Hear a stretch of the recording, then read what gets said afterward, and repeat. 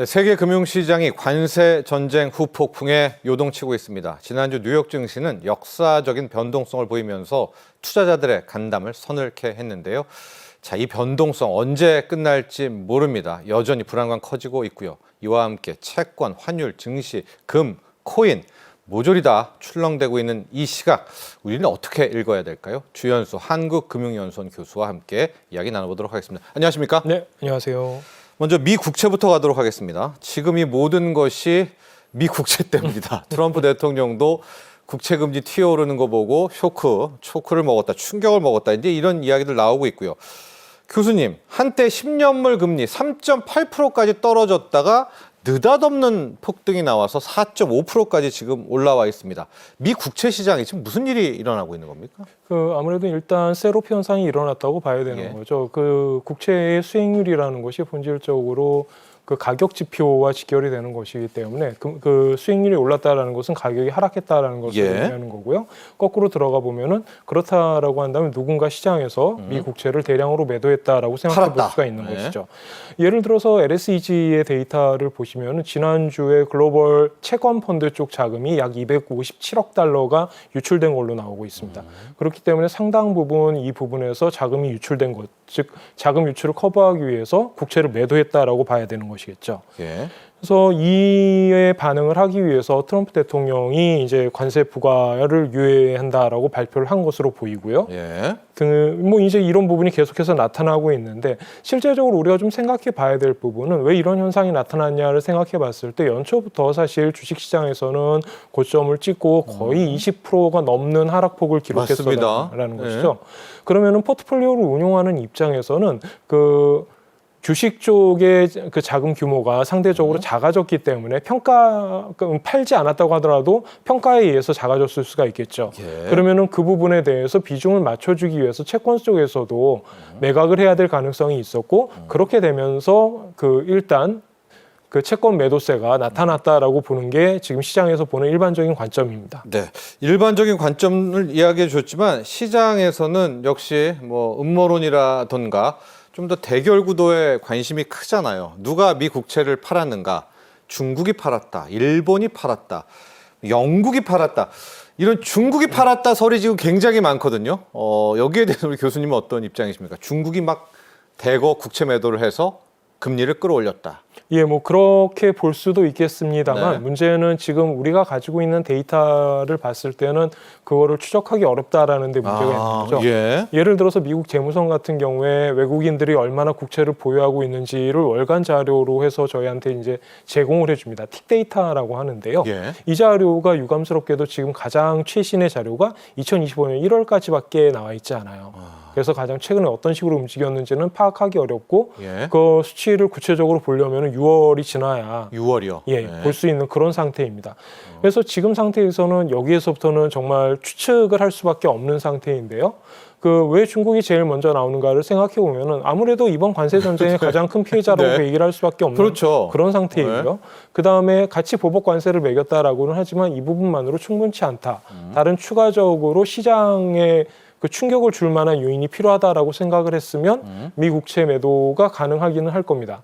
다만 좀 생각해 봐야 될 것은 2020년 이후에 중국은 꾸준히 미국 국채를 매각을 했고요. 많이 줄였네요. 전체적으로 지금 2013년부터 자료를 보고 계신데 2020년부터만 하더라도 거의 30% 가까이 그 숫자가 줄어들게 됩니다. 이런 현상으로 인해 가지고 사실 중국이 미국 국채 보유국 중에서 1위가 아니고 2위를 차지하고 있는 그 정도까지 줄였다라는 점이죠. 그리고 일본 같은 경우에도 줄이지 않았느냐면 일본도 계속 꾸준히 줄여나가고 일본이라는 썰도 있어요. 네, 맞습니다. 일본 같은 경우에는 그러면은 왜 그랬을까를 생각을 해봐야 될 텐데 일본 같은 경우에는 인플레이션에 대한 인플레이션이 계속해서 유지가 돼서 금리를 인상시켜야 되는 요인이 존재를 하고 있는 그런 상태이기 때문에 그거를 만들어주기 위해서 일부러 미국 국채를 매도했다라는 그런 식의 스페큘레이션도 가능은 하죠. 아니면은 뭐 조금 더 극단적으로 끌고 나가 보면은 가장 요즘 사이가 안 좋은 캐나다 같은 경우에도 그 그 동 기간 동안에 캐나다 같은 경우에는 미국 국채 보유 규모가 2배가 넘게 상승을 해가지고 한 3,500억 불 수준까지 올라가게 됩니다. 네. 그래서 최근에 나오고 있는 이슈들로 그 캐나다의 그 대미 익스포저가 너무 커지고 있다 이런 이야기들도 하고 있고 그래서 이 부분을 조정할 필요가 있다라는 얘기가 연초부터 꾸준히 나오고 있었는데요. 네. 그래서 뭐 사실 그 음모론적으로 따지기 시작하면은 여러 나라가 팔아야 될 여기에 사람은 네. 걸릴 수 있다라는 거죠. 중국이 팔았다, 일본이 팔았다, 캐나다가 팔았다, 썰입니다. 여름 이후에나 좀 팩트는 확인이 될 것 같은데요. 교수님, 중요한 것은 미 국채가 이 정도 세간의 입에 카더라 통신까지 올라갈 정도로 그 위상이 추락한 것이 아닌가. 안전자산으로서의 미 국채 다시 한번 좀 뭐 재고해봐야 된다, 뭐 새삼스럽다 이런 이야기들 많이 나옵니다. 아무래도 그렇게 생각할 수밖에 없는 그런 네. 부분들이 존재를 합니다. 예를 들어서 지금 이 관세 정책이라는 것이 쉽게 그냥 관세를 부과하고 너희는 두들겨 맞아라라고 생각하면 참 좋겠지만 현실적으로는 지난 1세기 넘게 유지되어 왔던 글로벌라이제이션 이슈가 정리되는 그런 단계라고 볼 수도 있지 않습니까? 예. 그렇게 되면은 제일 첫 번째, 이번 상황에서 제일 첫 번째 나타났던 현상, 트럼프가 당선되고 난 다음에 미국 경제만이 독야청청할 것이다라고 외쳤던 그 US exceptionalism 같은 이런 부분이 지금 붕괴가 되기 시작하면서 25년 초 들어가지고 미국에서 유럽으로 자금 이전이 나타나는 현상들이 보였었죠. 예. 대표적인 현상이 이제 주식시장에서 자금 흐름인데요. 이 부분에서 주가가 많이 떨어졌던 것이 예. 이제 이 부분을 반영한다라고 볼 수가 있겠죠.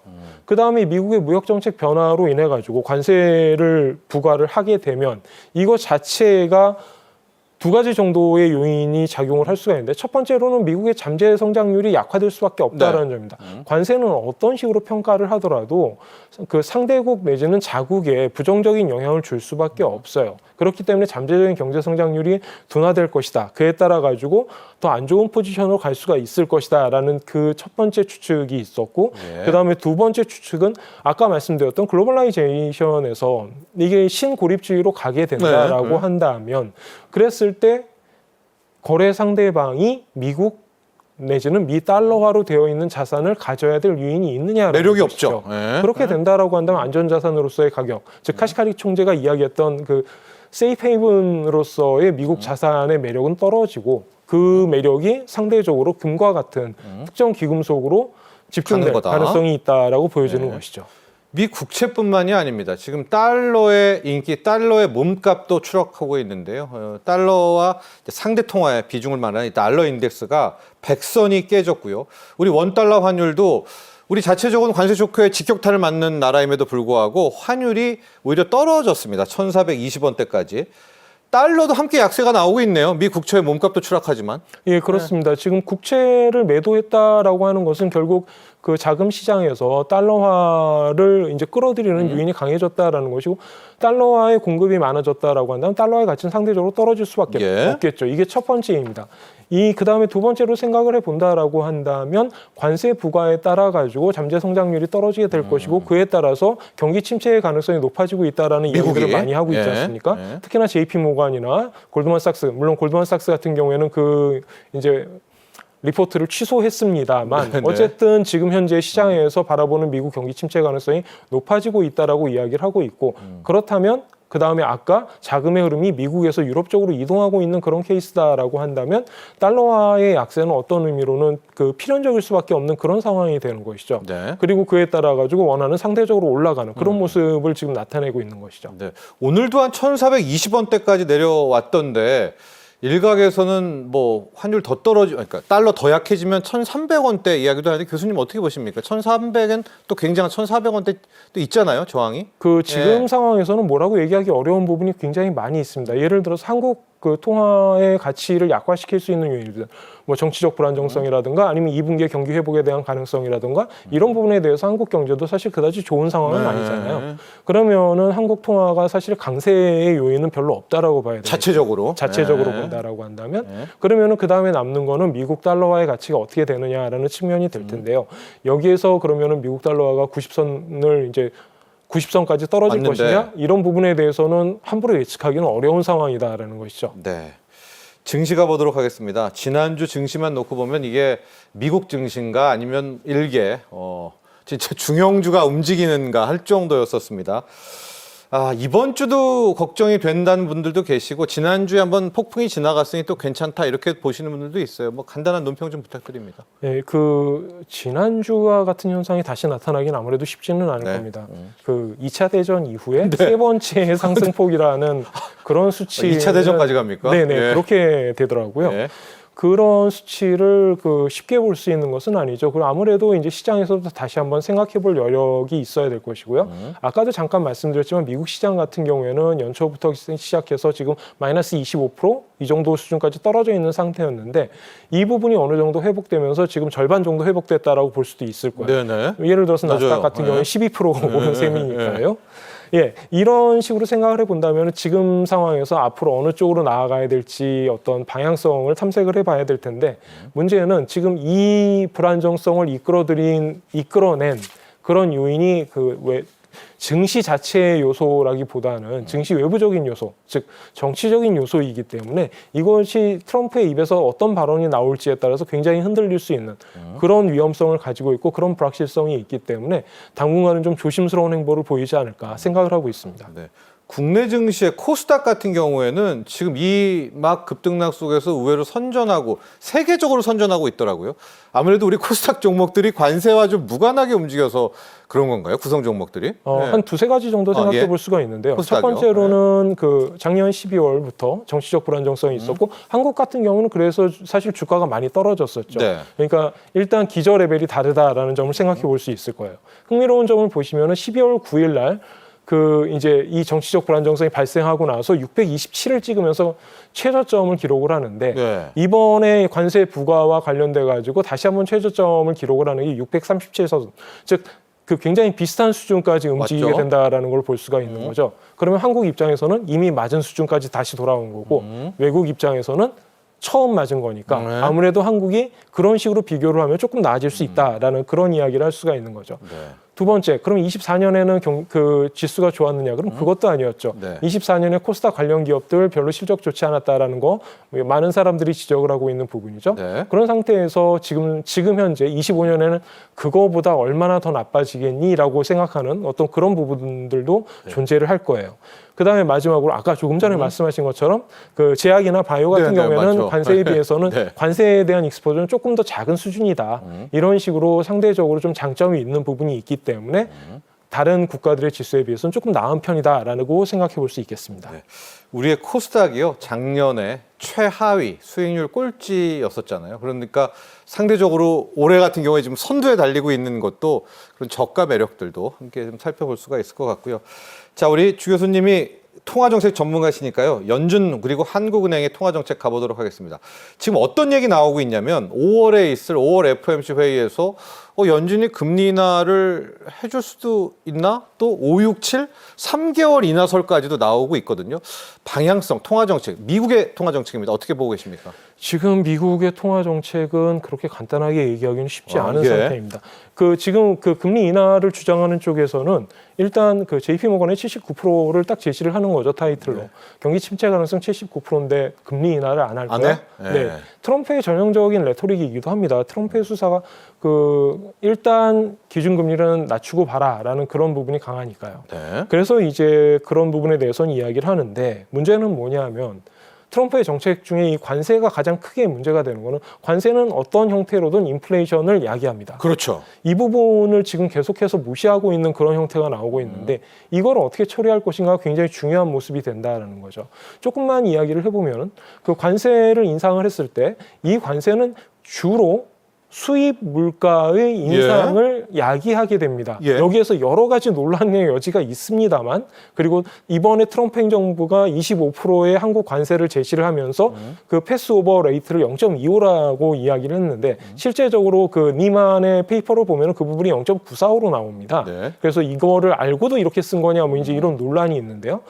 어쨌든 간 패스오버 레이트가 0.945 정도의 계수를 갖고 있다라고 한다는 것은 결국 관세를 10% 올리면 9.4%만큼 수입품의 가격이 오른다는 이야기이고 이것은 전체적으로 미국 물가에 반영될 수밖에 없는 구조가 된다라는 것이죠. 예. 그러면 이거를 커버하기 위해서는 경기가 확실히 안 좋아야 됩니다. 예. 어느 정도로 소비자 물가가 떨어지는 압력을 받을 정도로 먼저 망가져야 된다고요. 예. 예. 그런 부분이 어렵다라는 거죠. 만약에 트럼프가 이야기를 하는 대로 우리 실물 경기는 좋고 리쇼어링으로 인해서 계속 더 좋아질 것이야라고 얘기를 한다면 그 다음에 남는 것은 인플레이션이라는 것이죠.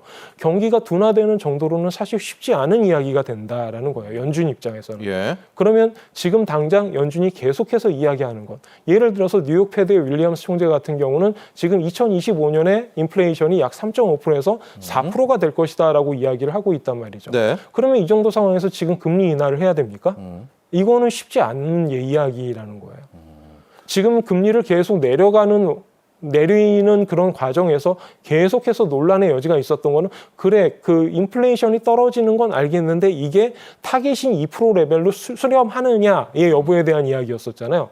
그런데 갑자기 3.5에서 4%? 그러면 금리 인하를 할 요인이 없어진다라는 거죠. 연준은요. 예. 그러면 연준 입장에서는 두 개를 바라보게 됩니다. 듀얼 맨데이트니까 완전 고용을 보던 아니면은 인플레이션 억제를 보던 이렇게 된다라는 것이죠. 역사적으로 봤을 때 연준은 이 두 가지가 상충되는 스태그플레이션이 발생을 하면은 인플레이션 억제에 더 공을 들였다라는 것을 부인할 수가 없습니다. 네. 이런 점을 생각을 한다면 지금 현재 금리 인하에 대한 이야기를 5월 인하설은 좀 공격적으로 섣부르다. 이야기를 하는 거는 좀 무리가 있지 않느냐라고 생각을 하고 있습니다. 그렇습니다. 미국의 5월 인하설은 조금 이른 감이 있다. 당장 그런데요. 이번 주엔 우리나라 한국은행 금통위가 열리거든요. 우리는 이미 경기가 나빠졌지 않습니까? 네. 우리는 먼저 성적표를 받아들었으니까 한국은행 입장에서는 한 번 더 인하를 하고 싶을 수도 있을 것 같은데요. 금리를 내릴 수도 있겠죠. 인플레이션 문제도 사실 그렇게 들어본 적 없죠. 한국 같은 경우에는. 다만 문제는 여기에서도 마찬가지 현상이 발생할 수가 있어요. 이 관세가 참 여러모로 사람을 복잡하게 만드는 이유가 관세가 부과됐다라고 생각을 해봅시다. 그러면은 2018년, 2019년에 중국 같은 경우에는 어떤 식으로 이 부분을 해결을 했느냐 예. 생각해보면 위안화의 가치를 하락시켜버렸죠. 그렇죠. 예. 6선에서 7.2선까지 쭉 올려나가는 즉 미국이 관세율을 높일 때마다 그에 따라서 외환, 즉 위안화의 가치가 그에 따라서 가는 그런 형태의 모습을 보였습니다. 대략적으로 평가를 할 때 75% 정도 그 커버를 했다라고 지금 추정을 하고 환율로요. 있는데 네. 이것이 전형적으로 그 관세가 부과됐을 때 수출국들이 대응하는 방식이 될 수가 있다라는 점이죠. 네. 지금 같은 경우에 조금 이상한 상황이 발생하고 있습니다만 일반적으로 예를 들어서 관세 10% 부과하면 환율을 10% 같이 하락시키면은 미국 달러화 가격은 동일해지니까 수입 가격은 그대로 유지되는 그런 현상이 나타날 수 있다라는 것이죠. 네. 그러면 이 결과 수출국에는 어떤 현상이 발생할까요? 우리는 통화가 약세겠죠. 가치가 예. 하락하니까 예. 수입품의 가격이 올라가는 현상이 발생하겠죠. 즉 수입 물가 쪽에서 인플레이션이 발생할 가능성이 높다라는 이야기가 되는 것이죠. 예. 한국은행 입장에서도 인플레이션을 고민해야 되는 그런 상황이 발생할 수 있다라는 점입니다. 예. 물론 그래서 그 이외에 여러 가지 뭐 경기가 안 좋은 점이라던가 그 다음에 가계 부채 이슈라던가 부동산 이슈 같은 거를 생각해 본다면은 한국은행 입장에서 금통위 입장에서는 금리를 추가적으로 내릴 수는 있겠지만 그게 최소한 4월에는 쉽지 않을 이번 주 거다라고 목요일은? 생각하는 거죠. 네, 좀 그러기엔 낮아 불확실성이 너무 크다라고 생각을 하고 있습니다. 저희 마지막으로요. 금 얘기하면서 마무리를 해야 될 것 같습니다. 다 막 떨어져 약화돼 안 좋아. 금 투자자들은 엄청 웃고 있거든요. 금은 아는 분들이 왜 금값이 올랐나는 알 것 같고요. 앞으로 전망 어떤 걸 좀 보고 이게 오른다 내린다를 보면 될까요? 지금 불확실성이 어디에 있는지를 보면은 명확하죠. 트럼프의 입에 있고 이게 안전자산의 레벨에까지 즉 미국에 대한 신뢰도 수준에 영향을 미쳤기 때문에 그렇죠. 이런 국채도 현상이, 망가뜨렸죠. 네. 그런 현상이 발생했다라고 생각한다면 이거를 회복하기 위해서는 쉽지 않은 길을 다시 걸어가야 될 겁니다. 그렇다면 관세를 많이 유예를 하던가 네. 아니면 관세율을 매우 낮은 수준으로 가져가던가 예. 아니면 시장이 신뢰할 수 있는 금융시장에서 만족할 수 있는 어떤 그런 해법을 제시해야 된다라는 거죠. 근데 그건 트럼프의 자기 부정이잖아요. 그렇게 되니까 이 부분이 문제가 있다는 겁니다.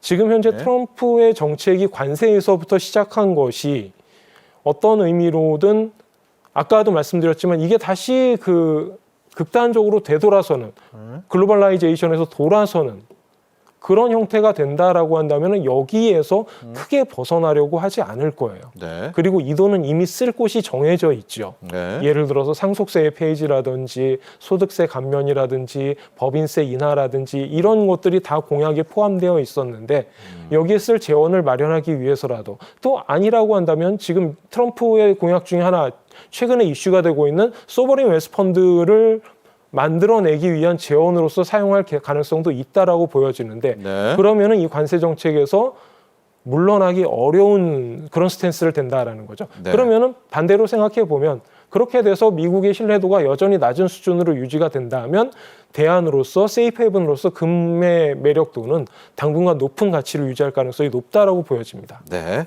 금값이 오를 것이냐 내릴 것이냐 아주 우회적으로 이야기를 해주셨거든요. 우리 시청자분들은 잘 이해하셨을 줄 알겠습니다. 자, 추현수 한국금융연수원 교수와 함께했습니다. 오늘 감사합니다. 감사합니다.